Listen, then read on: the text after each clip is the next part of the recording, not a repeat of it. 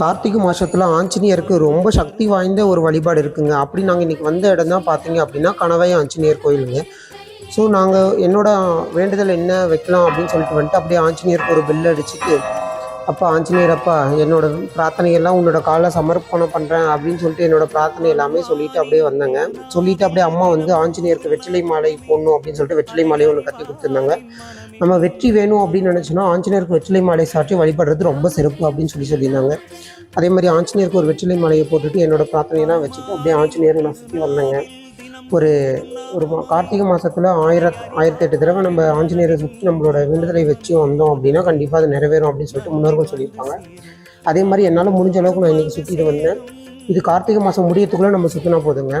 அப்படியே சாமி கும்பிட்டு நான் திண்ணூர் எடுத்து வச்சுட்டு கூட வந்த அண்ணனுக்கும் அப்படியே என்னோடய கையாலேயே திண்ணூர் கொடுத்துட்டேன். ஏன்னா இந்த இடத்துல நிறைய அர்ச்சகர் யாரும் இருக்க மாட்டாங்க, மோஸ்ட்லி மார்னிங் தான் இருப்பாங்க. நாங்கள் போனது ஒரு ஆஃப்டர்நூன் டைம், அதனால் அப்படியே நான் சாமி கும்பிட்டு வரும்போது பார்த்திங்கன்னா நிறைய ஆஞ்சநேயர்லாம் விளையாண்டுட்டு இருந்தாங்க.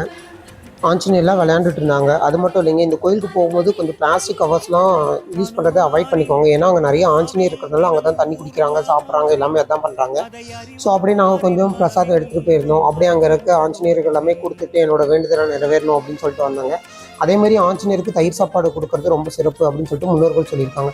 இந்த கோயிலுக்கு போகணும் அப்படின்னு நினச்சிங்க அப்படின்னா சேலம்லேருந்து வரும்போது மேட்டுப்பட்டி தாண்டி ஒரு டோல்கேட் இருக்கும். அந்த டோல்கேட் தாண்டின உடனே வெள்ளாளகுண்டம் பிரிவு ரோடுன்னு ஒன்று இருக்குங்க. அந்த வெள்ளாளகுண்டம் பிரிவு ரோட்லேருந்து அப்படியே நம்ம கொஞ்சம் உள்ளே போகணும். உள்ளே போகும்போது பார்த்திங்க அப்படின்னா கொஞ்சம் ஸ்கூலு, சினோரிஸ் இது எல்லாமே நல்லாயிருக்கும். அப்படியே வெள்ளாளகுண்டம் வந்துட்டு வெள்ளாளகுண்டத்துலேருந்து லெஃப்ட்டில் போனோம்னா ஒரு 2-3 கிலோமீட்டருக்குள்ளேயே நம்மளோட கணவாய் ஆஞ்சநேயர் கோயில் வந்துடுங்க.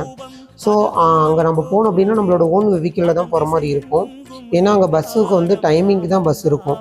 ஸோ நம்மளோட ஓன் வெஹிக்கிளில் போகிறது ரொம்ப பெஸ்ட்டாக இருக்கும் அப்படின்னு சொல்லிட்டு என்னோடய சஜஷன். ஸோ நீங்கள் போகணும் அப்படின்னா ஏர்லி மார்னிங் போனீங்கன்னா ரொம்ப அப்படி பீஸ்ஃபுல்லாக இருக்கும் அந்த ஏரியா ஃபுல்லாகவே.